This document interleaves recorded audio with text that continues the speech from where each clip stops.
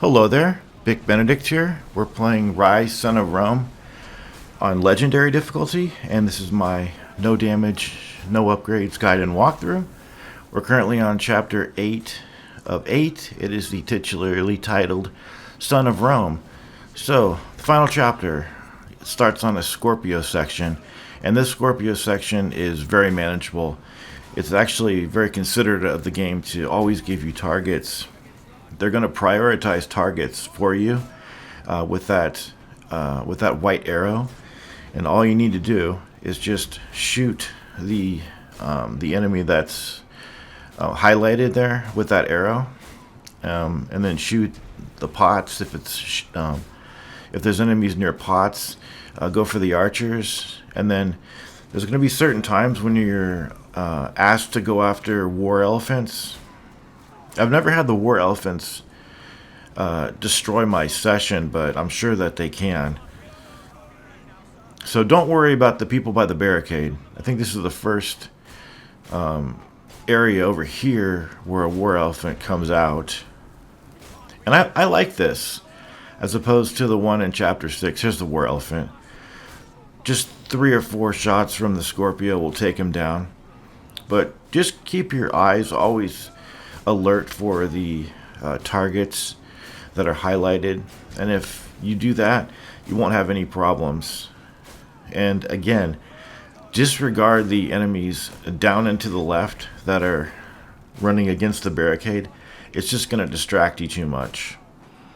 So as we hold up the defense line over here, we're going to switch over to the left side and nail some more targets. We've got archers on some scaffolding over there to the left,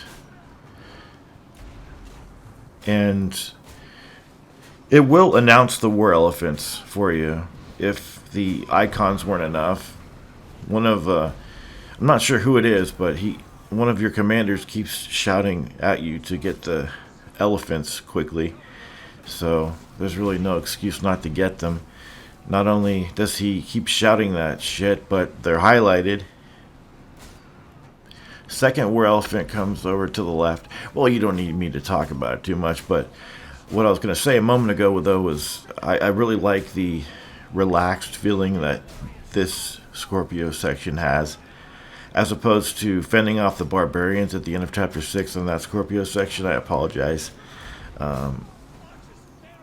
for you if you have to do that, because it's pretty bad, and there's no indication, and there's even less instructions and guidance. Here you get very clear guidance, but what's going to happen eventually is that it's going to immediately go to a cutscene. There's going to be a battle coming up as well a little bit later that goes immediately to a cutscene as well. And we're just about done. So don't worry about this chapter too much. There's only one section that's kind of BS. It's right before the Boudica section. It's right before you're supposed to dodge a bunch of elephants on foot near the end of the chapter.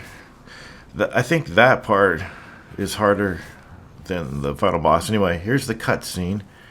And what I'm talking about is there's a section where you're throwing pilas, and anytime you're throwing pilas at enemies, you do it so slowly that it's so hard to recover and block incoming projectiles that it just becomes a big laughing fucking fest and a horrendous experience for one and all. But we've got a bear down here, a bear-skinned man, and some regular hooded enemies with axes. Well, at least one hooded enemy with an axe. So this is a mandatory fight, and indeed all the fights in this game are mandatory. But the combat in this game is so fun, don't you think? I really enjoy this game's combat. I think it leaves a lot to be desired as far as if there was a sequel. I'm sure in the sequel you could kill like 5 people. Remember on that optional fight at the end of Chapter 6, I was wanting to kill 5 people at once. If they made a sequel to this game, I'm sure that they would implement things like that. And not having the running have this weird stamina system to it. But anyway, run over here, and you're going to head over here to the pole. And you have a choice over here. Now, I'll show you the best way to deal with this situation over here so that you're not overrun by enemies. There's two selections that you're going to be making. The first selection, you want to choose the archers, legionnaires to the left and archers to the right. Sorry about that. So that's going to enable you to have support on this side without anybody coming up on you, and your friendlies are going to be over on the other side, making sure that nobody comes over there. So it's the best of both worlds. Otherwise, what happens is you'll get overrun. People will pull you off the turret, and it's just a bad time for everybody. So keep having your archers shoot at the targets. And the main ones to focus on, though, I mean, you need to focus on everybody, but the main ones you want to focus on are the archers that are atop that blue canvas area on that platform over there. And the reason being is because they can shoot projectiles at the turret and hit you. But it doesn't happen too often. Now this over here is a fight that will also end very abruptly with a cutscene. So we've got a couple of shield enemies with a bear, and we've got some some more traditional type of combat where everybody's fighting alongside everybody. This one's not too bad. It's just the previous Scorpio section is a little rough if you don't make the right choice on that one.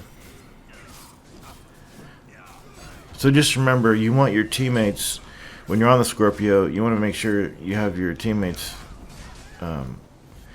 helping you on the left and your archers helping you on the right.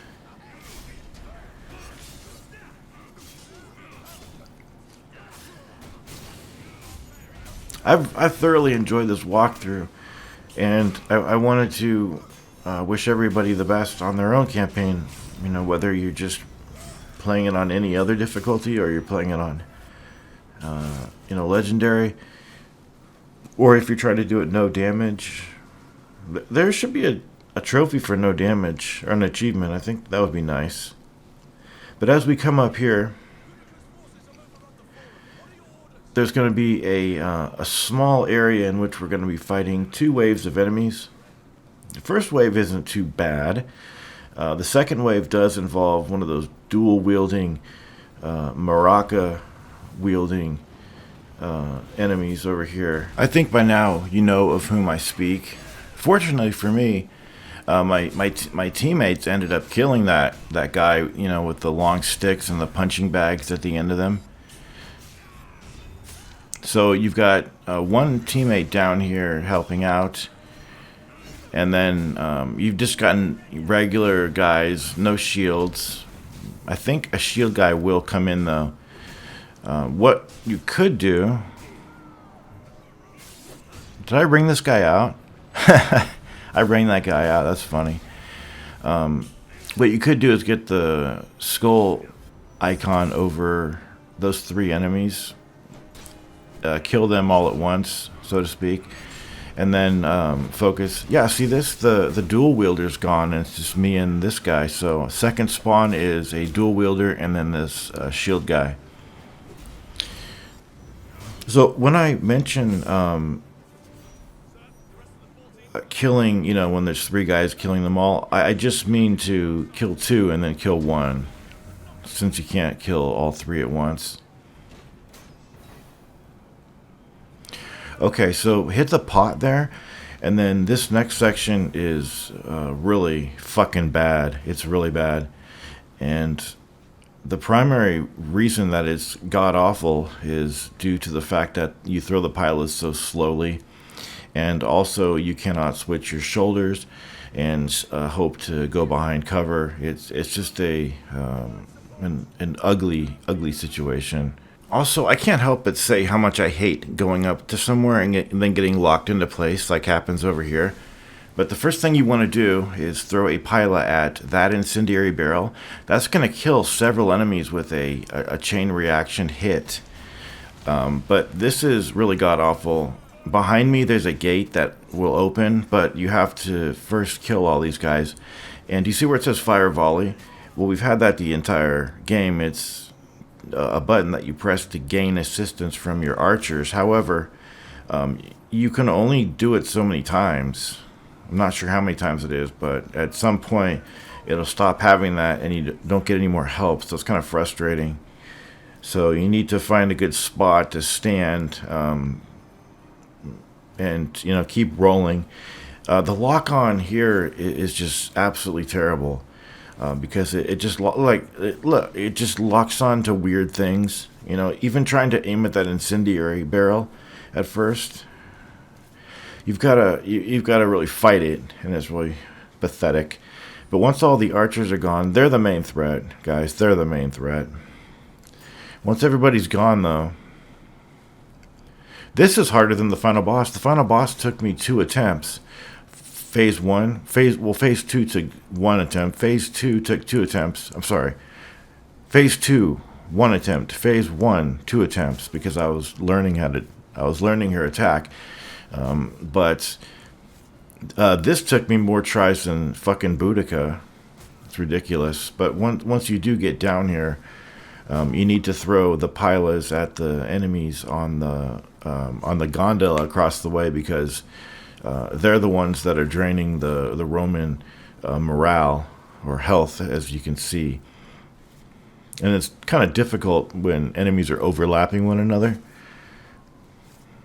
It'd be nice if you can throw several pilas, and it would just be nice if you can throw them faster, much faster. So just breathe a sigh of relief once you get to this point, because nobody is going to throw anything at you when you're this far into it. So we just have one more threat down there. It was always getting hit by arrows on this. It was never failing, so I wouldn't imagine you would have any problems doing this and, having the morale fall to 0.